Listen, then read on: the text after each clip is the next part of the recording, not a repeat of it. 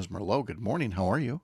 I'm good. How are you? Oh, it's gorgeous out here. It's gorgeous on Lake Wissota right now. It's a beautiful day. It's everything we wished we could have had for Memorial Day weekend and didn't get one bit. So go to work, everybody, Seriously, right? and I enjoy. got that in DC. It was 85 degrees almost every day, and And I hated it. I was going to say, you also You. were walking 8 miles a day as a tourist. So Yeah. Yep. that's what comes into it. So anyway, looks nice today, Brittany. We got that going for us. It looks nice. Yes, we sure do. The only thing we have out there this morning is some patchy dense fog in the valleys off into the western parts of the state. Otherwise, high pressure system dominating the day. Like Pat said, it's going to be beautiful today. Shush, Greg.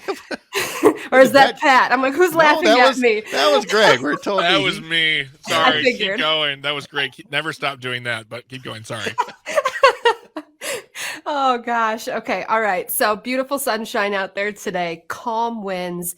The only downfall is going to be by Lake Michigan. You're still breezy and you're going to have that lake breeze keeping you cooler today into the low 60s, while the rest of the state, we still stay a little crisp into the upper 60s to low 70s today, but we will warm things up as we push through the next few days and into the rest of this week. In this high pressure system, there's a couple of them just stacked on top of each other.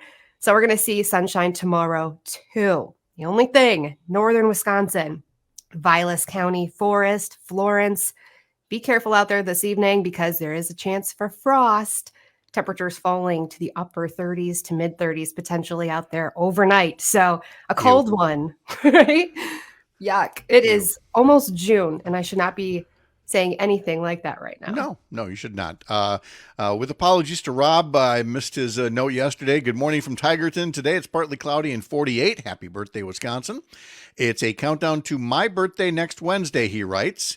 With some dry time, I will be busy on my John Deere lawnmower mowing lawns. It's a 25 horsepower lawn tractor. And he goes on to write, Greg, do you need your lawn mowed? Clearly, he remembered last week's adventure when you had to bale everything that was out there. Rob, I'll tell you this much, friend. You come on down.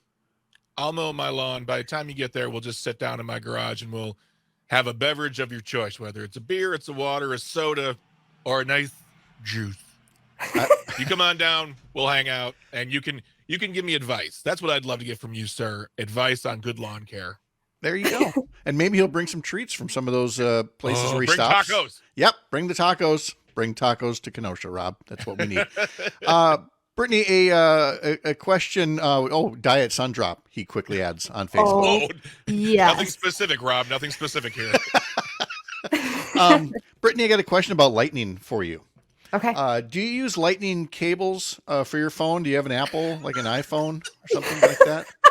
Because we were talking in the last hour. Did not think you're going there. How I had to upgrade my iPhone, but it meant they don't use the lightning cables anymore.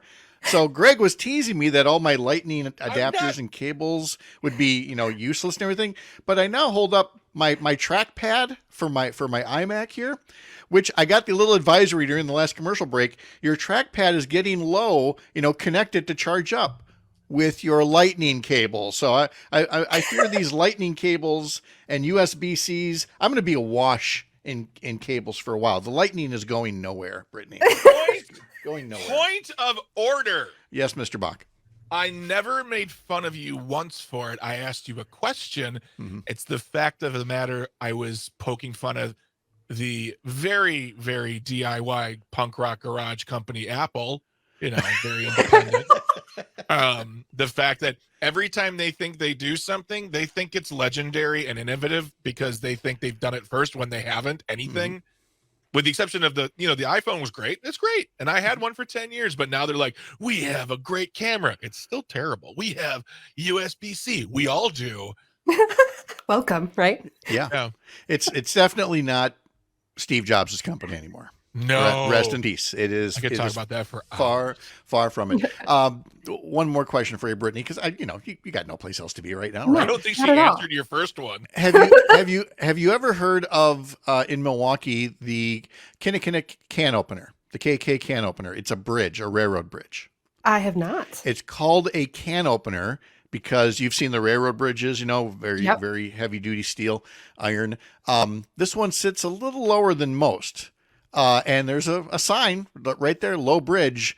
But if you ever look up Kinnickinnick or KK Can Opener in Milwaukee, you'll see that over the years, occasionally semi-drivers will disregard the low bridge sign, and the bridge becomes a can opener. Just opens, rips open the top of the semi. Yep. And anyway, the Journal Sentinel headline from yesterday: the Kinnickinnick Can Opener strikes again as a semi strikes the 13-foot bridge. And lots of photos there of a truck driver having a bad day. So my if you goodness. if you go on Facebook and look up the Swan Slicer, there's one in Wauwatosa as well. the Swan Slicer, I like Yep, that. These Swan names. Boulevard. Yeah, there's a very low bridge, and there are signs everywhere, and there are warnings. Mhm. But people just are like, "No, I'll be fine." And I'm like, "Hey, I'm glad I took out the insurance on this U-Haul." Yeah, no Oh kidding. goodness. I didn't think about U-Hauls too. That'd be terrible. Mhm. Oh yeah, got to be careful on these things. All right, safe driving wherever you're going, Brittany. We'll talk to you tomorrow. Sounds good. Have a good day.